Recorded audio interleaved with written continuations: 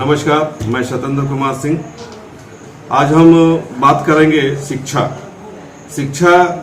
से जुड़े जो भी शिक्षागण होते हैं, चाहे वो मिडिल स्कूल के हो, हाई स्कूल के हो, कॉलेज के हो या प्राइमरी स्कूल के हो।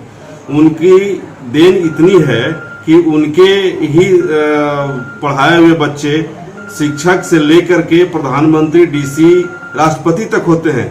लेकिन बावजूद इसके वही शिक्षक आज की तारीख में बहुत ही उनका शोषण हो रहा है। और शोषण ही नहीं हो रहा है, अगर कहीं किसी भी मामले को लेकर के सरकार की ओर से कोई आदेश भी अगर निकलता है तो संबंधित अधिकारी उन बातों को मानने को तैयार नहीं होते हैं। इतना ही नहीं, अदालत जो सर्वोपरि है, जिनकी अवमानना नहीं लोग करने का हिम्मत करता है, लेकिन वे लोग भी इनके संबंध में, शिक्षकों के संबंध में जो आदेश पारित होता है, उस आदेश की अवहेलना भी संबंधित पदाधिकारी करते हैं। तो आज की स्थिति में, आज के परिवेश में क्या है शिक्षकों की स्थिति और किन किन समस्याओं से गुजर रहे हैं, इस संबंध में आज हम बात करेंगे। पूर्व शिक्षक मिस्टर शिवाजी सिंह, रामगढ़ जिला अध्यक्ष, झारखंड माध्यमिक शिक्षक संघ। दूसरे हैं मुरारी प्रसाद सिन्हा, गिरिडीह जिला पूर्व सचिव, झारखंड माध्यमिक शिक्षक संघ। तो पहले शुरू करें हम शिवाजी सिंह जी से। आप बताएं कि क्या स्थिति है और किन किन समस्याओं से होकर आप लोगों को गुजरना पड़ रहा है। शिवाजी सिंह जी। मैं झारखंड के रामगढ़ जिला का झारखंड माध्यमिक शिक्षक संघ का अध्यक्ष हूँ, वर्तमान में भी हूँ। झारखंड सरकार के द्वारा 2015 में जो नियमावली निर्गत हुई, उसमें 12 वर्ष के बाद वरीय वेतनमान और 24 वर्ष के बाद प्रवर्ग वरीय वेतनमान माध्यमिक शिक्षकों के, माध्यमिक विद्यालय के प्रत्येक कोटि के विद्यालयों के शिक्षकों को मिलना तय था। पत्र निदेशक के यहाँ से निर्गत होने के पश्चात जिला शिक्षा पदाधिकारी और उपायुक्त स्थापना समिति में थे। बहुत प्रयास करने के बाद, कुछ वर्षों के बाद, कुछ दिनों नहीं बल्कि कुछ वर्षों के बाद, सर्वप्रथम देवघर जिला, उस समय वर्तमान वहाँ के जिला शिक्षा पदाधिकारी अशोक शर्मा जी थे, जिसने इन नियमों पर पहल करके देवघर जिला को प्रवर्ग कोटि का वरीय वेतनमान शिक्षकों को दिया। उसके बाद पाकुड़ जिला को भी मिला, गढ़वा को भी मिला।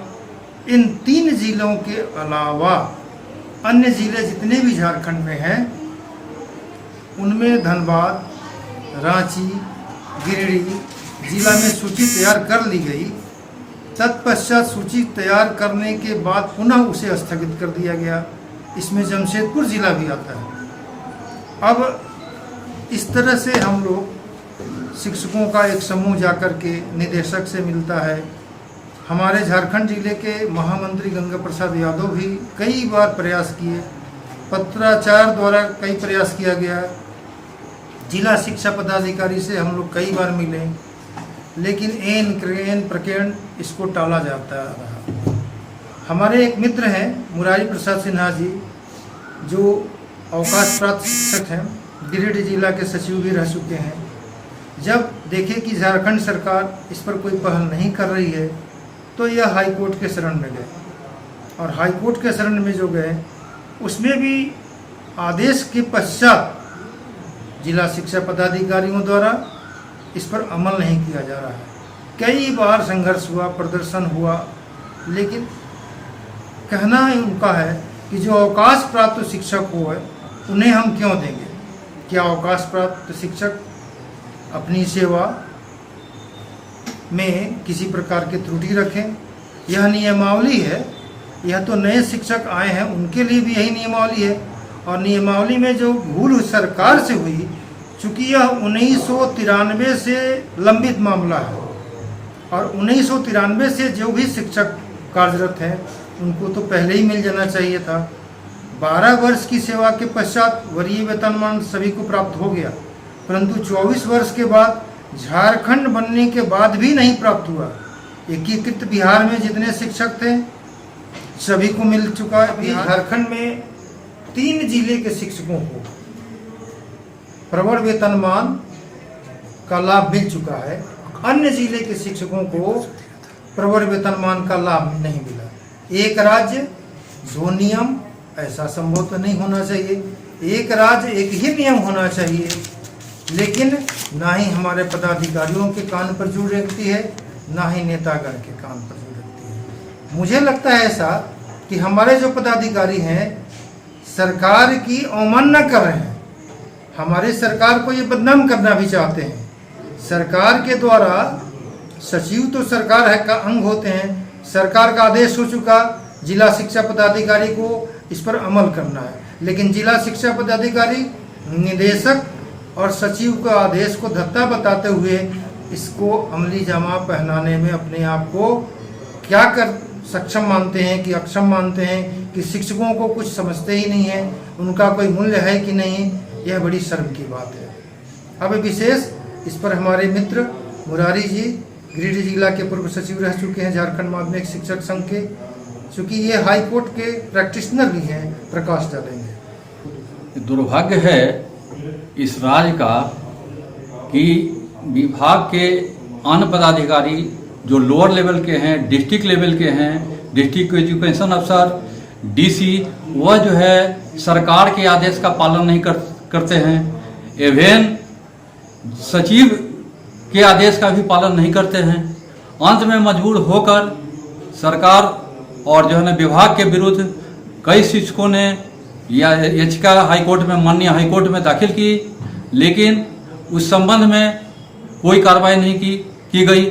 इस पर जो है ना हाईकोर्ट ने तत्काल जो है ना निर्णय लिया और निर्णय के आलोक में सभी शिक्षकों को देने का आदेश दिया, लेकिन कोर्ट की भी जो है ना अवमानना कर रही है विभाग और देने को में टाल मटोल कर रही है।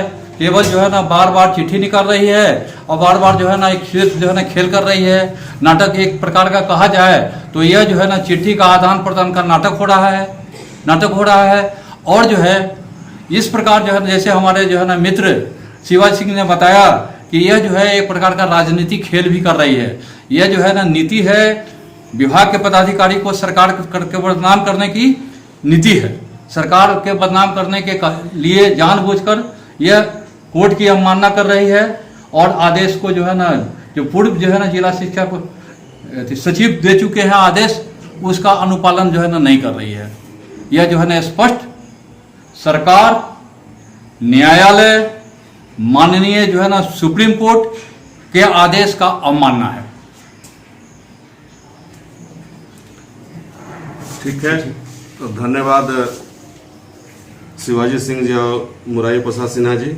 इन्होंने जो समस्याओं को झेला है अभी तक और जो झेल रहे हैं, इस संबंध में इन चर्चा करी, इस यहाँ आए, अपने कार्यालय में आए, इनका तहे दिल से मैं स्वागत करता हूँ और पुनः जाते जाते मैं धन्यवाद करता हूँ कि ये आकर के अपनी समस्याओं से अवगत कराया। इसके माध्यम से हम लोग जन जन तक जाएंगे, सरकार तक आपकी आवाज़ को पहुँचाने का हम लोग प्रयास करेंगे और चाहेंगे कि भविष्य में भी अपनी समस्याओं को स्वदेश वाणी के माध्यम से अवगत कराते रहें।